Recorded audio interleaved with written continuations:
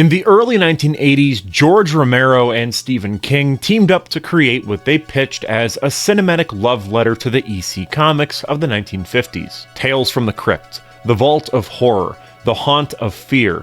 These were pulpy, violent morality tales that had been attacked by the Comics Code Authority decades earlier for supposedly corrupting the youth. Oh, won't somebody please think of the children?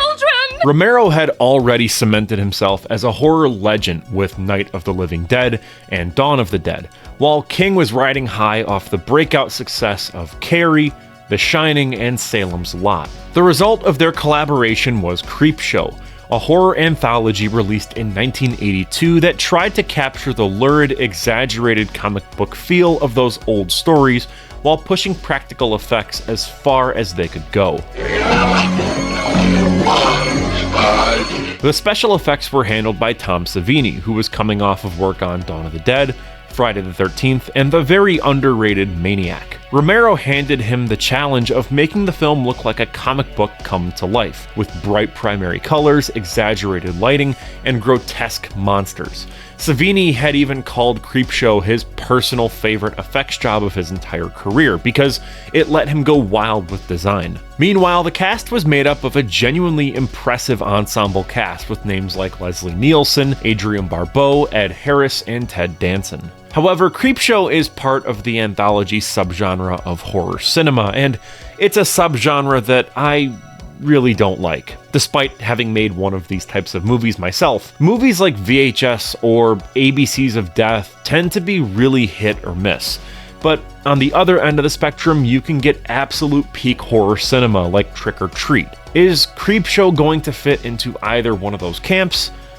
Let's find out. Creepshow is broken into 5 short stories framed by a wraparound segment about a boy whose father throws away his horror comics. Each story plays like its own self-contained morality tale. Father's Day follows a wealthy family whose bitter patriarch rises from the grave looking for his long overdue Father's Day cake. The Lonesome Death of Jordy Verrill stars Stephen King himself as a dim-witted farmer who discovers a meteorite and quickly becomes consumed by alien plant life. Something to Tide You Over has a husband burying his wife and her lover up to their necks on the beach to drown in the tide, only for the victims to return from the grave. The Crate is about a mysterious box found under a university stairwell that contains a carnivorous monster. Their Creeping Up on You follows a cruel germaphobe who finds his pristine penthouse invaded by cockroaches. The wraparound ends with the boy who was punished for reading comics getting his revenge on his dad via a voodoo doll, bringing the entire comic book structure full circle. Creepshow is an absolute riot, and it is batshit insane at times. And I think that's honestly why it works so well. It leans into those comic book roots with the over-the-top sensibility that gives the whole thing a pulpy energy. The moment those bold colors flash on screen and the exaggerated transitions kick in, you know that you're watching something that isn't trying to be subtle in any way. Ready for another shot, It's Romero and King saying, yeah, we're making a live-action comic book and we're going to throw everything at the wall. The standout, without question, is the special effects work. I've always thought that Savini's best projects were the ones where he gets to cut loose and play, and Creepshow feels like his personal playground. The gags here are so disgusting in the best way possible. Every corpse or zombie looks convincingly rotten. Every monster has personality to them, and the gore feels lovingly handcrafted. There's a tangibility to everything that CGI could just never replicate. You are constantly aware that someone built these creatures, painted these wounds, and staged these splatters by hand.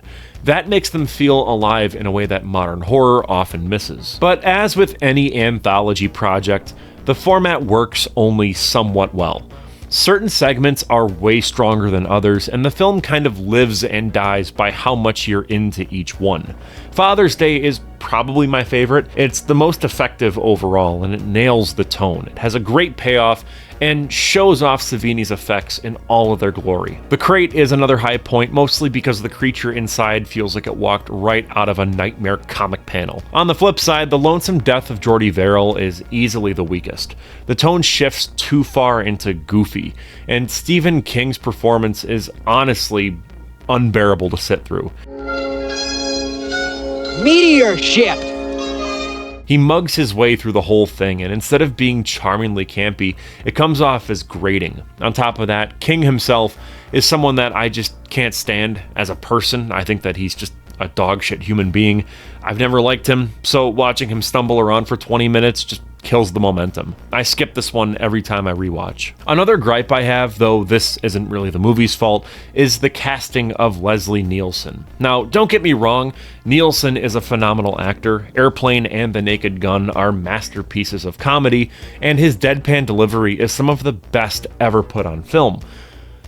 But because I associate him so strongly with comedy, I just can't take him seriously here. Watching him play a murderous husband feels surreal and off-putting. Like any second he's gonna crack a joke and then wink at the camera. What I didn't realize until digging into this film was that Nielsen actually had a long career as a dramatic actor before making the jump to comedy in the 1980s. Creepshow came only 2 years after Airplane, so audiences at the time probably didn't have the same whiplash that I did.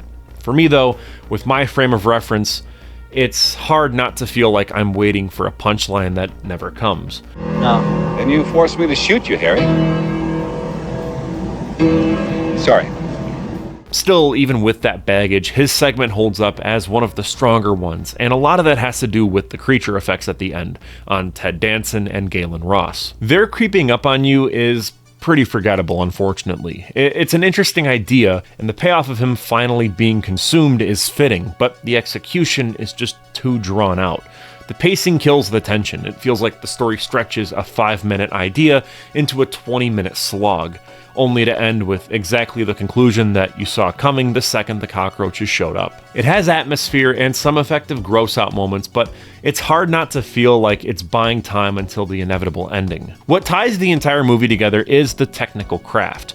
Most anthology movies tend to be hit or miss because each segment is a different director and production crew, but consistency is key with Creepshow. The production design is gleefully gross. The editing and sound design are a little uneven, sometimes jarring to the point of distraction, but then John Harrison's lovely score comes in and smooths everything out.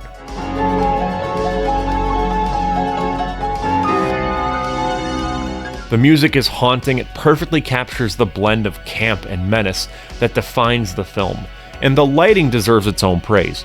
Romero and cinematographer Michael Gornick drench the sets in these surreal reds, blues, and greens that feel ripped out of an Argento film. At times, it reminded me of Suspiria or even House from 1977. That heightened dreamlike glow gives Creepshow its identity and separates it from the gritty, realistic horror that dominated the late 70s and early 80s. We dug a hole for you, Richard. Overall, Creepshow is one of the better anthology horror movies out there. The subgenre is notorious for being a mixed bag. One good story, one forgettable one, maybe one that's outright bad, but here the good outweighs the bad by a long shot. It's gross, it's colorful, it's over the top, and it knows exactly what it wants to be. If you grew up on Goosebumps, Tales from the Crypt, or Scary Stories to Tell in the Dark, then this feels like their rowdy R-rated cousin. I beat you!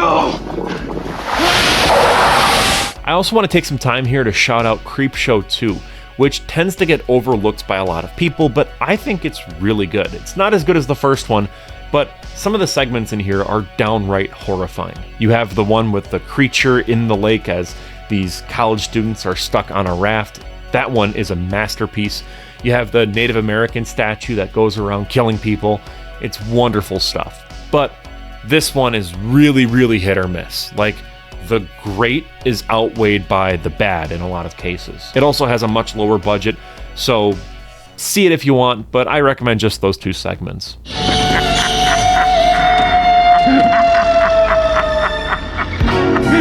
And with all that out of the way, I'm Cole McCormick, you're watching Firewood Media. Huge thank you to our channel members. Your support makes these videos possible. For $1.99 a month, the executive producer tier gets you loyalty badges, custom emojis, early access to videos, and access to the members-only podcast. Thanks again for watching, and I will see you in the next one.